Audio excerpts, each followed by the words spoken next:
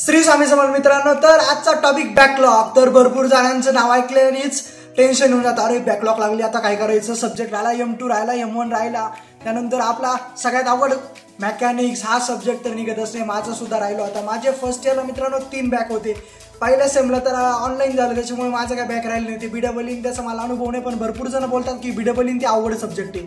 तर अवघड सब्जेक्ट आहेच, मला माहितीच आहे. त्यानंतर दुसरं सेम आलो, त्यानंतर माझे 3 बॅकलॉग राहिले. ते म्हणजे पहिला मॅकॅनिक्स राहिला 73, त्यानंतर ग्राफिक्स. तुम्हाला माहिती ग्राफिक्स असा एकदम डेंजर सब्जेक्ट. त्यानंतर आपला M2 राहिला. तर हे 3 सब्जेक्ट माझे राहिले होते. मला खूप टेन्शन आलं होतं, म्हणजे काय करावं आता. पण टेन्शन घ्यायचं नाही. आपले बॅक राहिले तर काय टेन्शन घेऊ नका, कारण ते सब्जेक्ट नाही ठेवू शकत आपलं आयुष्य, बरोबर आहे की नाही. तर आवडेल शेवटपर्यंत बघा, तुम्हाला खूप मजा येणार आहे आणि तुम्हाला सांगणार आहे की बॅकलॉग कशा प्रकारे काढायचे. तर चला मित्रांनो, व्हिडिओला करूया सुरू. भरपूर जण बॅकलॉगला घाबरतात, मी पण घाबरायचो, बरोबर आहे की. त्या टाइमला नसतं माहिती. ज्यावेळेस आपल्याला अनुभव येऊन जातो, आपल्याला सब्जेक्ट काढायचा क्रायटेरिया माहिती होऊन जातो, तर भरपूर जण काय करतात माहिती का, नुसते हातबात्या, म्हणजे इतके अभ्यास करीत आहे, नुसते 24 तास घंटे अभ्यास पुस्तक. आणि मी फक्त एक रात्र अभ्यास करतो आणि पेपर ऑल क्लिअर होतो. ही स्ट्रॅटेजी मित्रांनो. तुम्ही आधीपासून अभ्यास करत गेले, बट ॲट द एंड तुम्ही ज्यावेळेस पेपर असतो त्यावेळेसच रिव्हिजन नाही केली तर कसं काय लक्षात राहील. तुम्ही प्रिव्हियस इयर क्वेश्चन पेपर जरी केला ना 2, तरी इझिली पास होऊ शकता. मी तेच करतो. मी आता लास्ट इयरला आलेलो आहे. मी IT इंजिनिअरिंगला आहे, लास्ट इयरला आहे सध्या. आता माझं शेवटचं सेम चालू आहे 8वं. तर वाईट या गोष्टीचं वाटतंय की यार इंजिनिअरिंग तर संपली आपली आता, बट आनंद पण या गोष्टीचा होतो की आपण लास्ट इयरला आलेलो. तर आनंद का बरं होतोय लास्ट इयरला आलो, कारण भरपूर जणांचं असं स्वप्न असतं की लास्ट इयरला आपण पण यावं, कारण भरपूर जण YD वगैरे पडलेले असतात. तर जे YD पडले त्यांना एवढंच सांगायचं आहे माझं, का एक सब्जेक्ट पर्टिक्युलर आपलं आयुष्य ठरू नाही शकत मित्रा. सब्जेक्ट राहिला म्हणजे असं नाही की काही करू नाही शकत आपण जिंदगीमध्ये, दुसरं सुद्धा आपण काहीतरी करू शकतो. आता मी सुद्धा यूट्यूबवर आलेलो आहे. कशामुळे आलो, बॅकलॉग राहिले त्यामुळे नाही आलेलो मी, कारण मला भरपूर जणांना सांगायचं आहे, कारण मी जीवनात इतके अनुभव घेतलेले आहे, म्हणजे भरपूर छोट्याशा वयामध्ये भरपूर सारे अनुभव घेतलेले. तर फर्स्ट इयरचा अनुभव सांगतोय तुम्हाला. फर्स्ट इयरला बॅकलॉग राहिले होते. फर्स्ट इयरला पहिलं सेम जे झालं ना, ते ऑनलाईन झालं. मला BEE वगैरे तसा अंदाज नाही, बट अवघड सब्जेक्ट आहे तो. भरपूर जण बोलत असतात BEE एकदम अवघड आहे, तर तो काढायचं सुद्धा सोपं आहे, कारण त्याच्यामध्ये भरपूर सारे एक्झाम्पल वगैरे असतात. कारण एक एक्झाम्पल चुकलं तर आपला सगळा पॅटर्नच चुकून जातो, बरोबर आहे. सेकंड सेम जे झालं ना, एकदम खतरनाक. मला तर टेन्शनच आलं होतं, काय करावं आता काय नाही. मी तर एक खरं सांगतो, मी तर सुसाईडचा सुद्धा ट्राय केला होता. तुम्ही करू नका, खरंच केला होता, कारण त्यावेळेस नसतं माहिती. त्यावेळेस कंडिशनच वेगळी असते. घरच्यांचा प्रेशर, बाहेरचा प्रेशर, हे काय म्हणतील ते काय म्हणतील, कारण इंजिनिअरिंगला घातलं आणि फर्स्ट इयरलाच गेला आणि बॅक राहिली. असं कधीच करायचं नाही. टेन्शन घ्यायचं, निवांत राहायचं, हसत खेळत जागा रे. आयुष्य काय, उद्याचा विचार करण्यापेक्षा आजचा दिवस कधी पण चांगलं जाऊन घेणं कधी पण बेटर आहे. मी तर तेच करतो, हसत राहायचं एकदम. कोण काय म्हणेल याचा विचार कधीच करायचा नाही जीवनामध्ये. जे करायचं आहे ते टॉप लेवलचं करायचं, कधी पण टॉपचे विचार करायचे आणि मोठे विचार ठेवायचे आयुष्यामध्ये. स्वप्न मोठे पाहिजे, लहान स्वप्न नाही बघायचे कधीच. तुम्ही लहान स्वप्न बघशाल तर त्याच्यापेक्षा कमी भेटेल. जेवढे मोठे स्वप्न बघशाल त्याच्यापेक्षा लो लेवलनी तरी भेटेल ना. स्वप्न बघायला काय जाते, बघून घ्यायची. कशा प्रकारे काढले सब्जेक्ट तर आहे का. फर्स्ट इयरला मॅकॅनिक्स राहिला. मॅकॅनिक्सला पहिल्याच अटेम्प्टला मॅकॅनिक्सला 12 का काहीतरी पडले, फेल झालो. दुसरा अटेम्प्टला मला मॅकॅनिक्सला 22 मार्क पडले होते फक्त. फोटोकॉपीला टाकला, फोटोकॉपीलाच पडला नाही पेपर.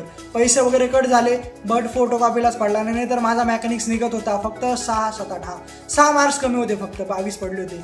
बट म्हटलं जाऊ द्या आता.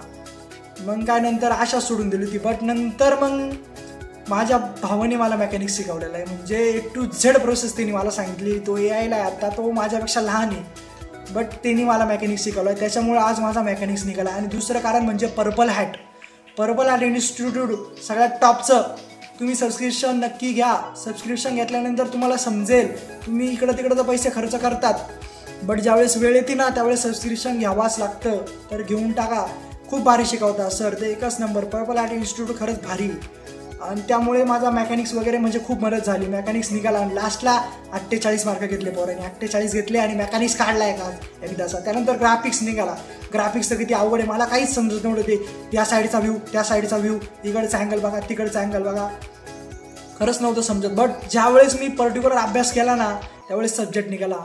आणि अक्षय दादामुळे माझा सब्जेक्ट निघाला. माझा मित्र येतो, त्याने खूप मदत केली होती त्या पेपरला आणि तो सब्जेक्ट पण निघाला. त्यानंतर आपला लास्ट सब्जेक्ट M2 नाव ऐकूनच आज टेन्शन यायचं मला. मी मॅथमध्ये कच्चा आहे, तुम्हाला खरं सांगतो. मॅथ मला जमतच नव्हतं. मला हे गणित आहे ना पहिल्यापासून आवडतच नाही मित्रांनो, खरं सांगतो. मॅथमध्ये ते आमचे वरपे सर 10चे, त्यांना जाऊन विचारा, ते मला अजून सुद्धा बोलत असतील, अरे तू हे नाही करू शकत, ते नाही करू शकत. बट ज्यावेळेस मी ठरवलं ना M2 काढायचाच, ॲट द एंड 56 मार्क्स घेतले होते M2ला.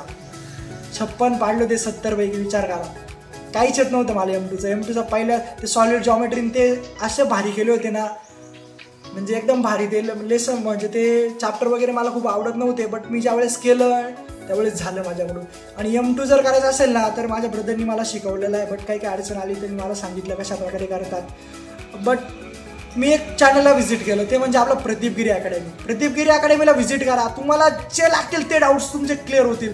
कारण ते सर इतके भारी शिकवताना, खरंच म्हणजे आवडलंय मला ते व्हिडिओ. म्हणजे वगैरे एकदम इझिली प्रोसेसमध्ये तुम्हाला सांगतील कशा प्रकारे ते अल्गोरिदम वगैरे असतात, कशा प्रकारे ते एक्झाम्पल सॉल्व करायचे आपल्याला, तर ते एकदम क्लिअर कट सांगतील तुम्हाला. तर तुम्ही प्रदीप गिरी अकॅडमीला व्हिजिट करा आणि आपला सब्जेक्ट नक्कीच काढा. आणि त्यानंतर हे 3 सब्जेक्ट झालेच. त्यानंतर सेकंड इयरला गेलो आणि फर्स्ट इयरचा पॉईंटर काय आला होता ते ऐका माझा. 6.89 माझा फर्स्ट इयरचा पॉईंटर होता.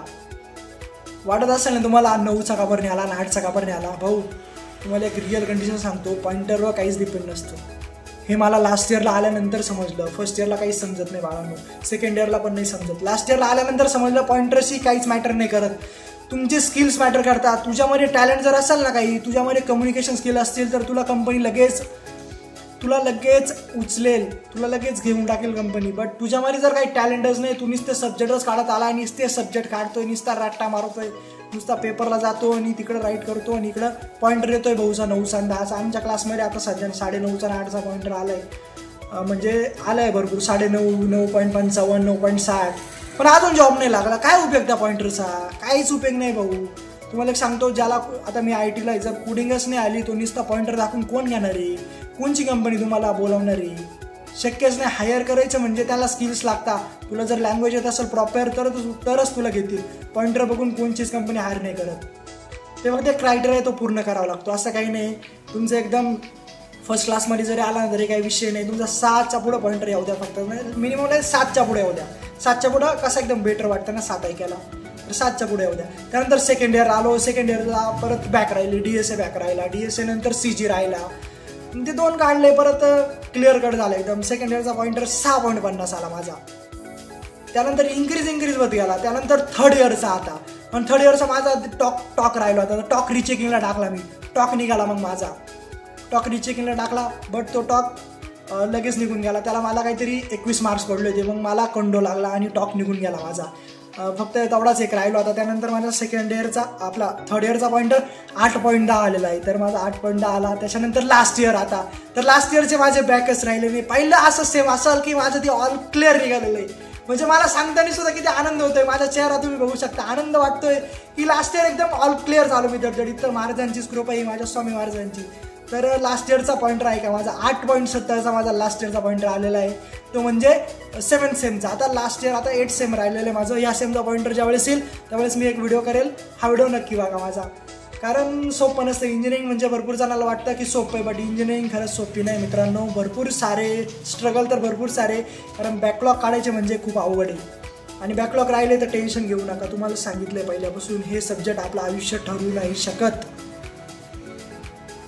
नाही ठरवू शकत आपलं आयुष्य. जे करायचे ते स्वतःचे हिमतीव करा. आणि बॅकलॉग काढायचे जर असेल तर प्रिव्हियस इयर क्वेश्चन पेपर जेवढ्या असेल तेवढ्या करून जा पेपरला आणि आपला पेपर काढा. आणि तुम्हाला सांगितलं 2 चॅनल असे, पर्पल आर्ट इन्स्टिट्यूट, त्यानंतर आपला प्रदीप गिरी अकॅडमीला व्हिजिट करा. M2 काढा. आणि इंजिनिअरिंगचा सगळ्यात मोठा ट्रेंड म्हणजे इंजिनिअरिंगमध्ये मी पहिले M3 काढला आहे, त्यानंतर M2 काढलेला आहे. सगळ्यात मोठा ट्रेंड. मला तर हसू येतं आहे, बट आनंद ह्याच गोष्टीचा आहे की मॅथमध्ये जेव्हा पोराला काही येत नव्हतं त्या पोराने मॅथमध्ये टॉप केलेला आहे.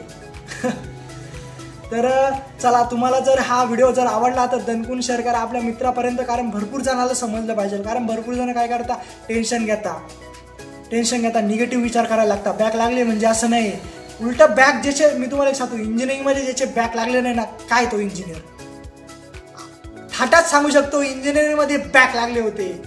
मला गर्व आहे या गोष्टीचा की इंजिनिअरिंगमध्ये माझे बॅक लागले. आणि त्या बॅकलॉगमुळे मी आज काहीतरी शिकलेलो आहे. एवढं जे यूट्यूब चॅनल झालेलं आहे ना, बॅकलॉगमुळे आज एवढं यूट्यूब चॅनल माझं झालेलं आहे. सोपं नसतं काही करणं. तर बॅकलॉग लागले तर टेन्शन घ्यायचं नाही, तुम्हाला सांगितलेलं आहे. तर चला भेटू नेक्स्ट व्हिडिओमध्ये. कायम असत राहा.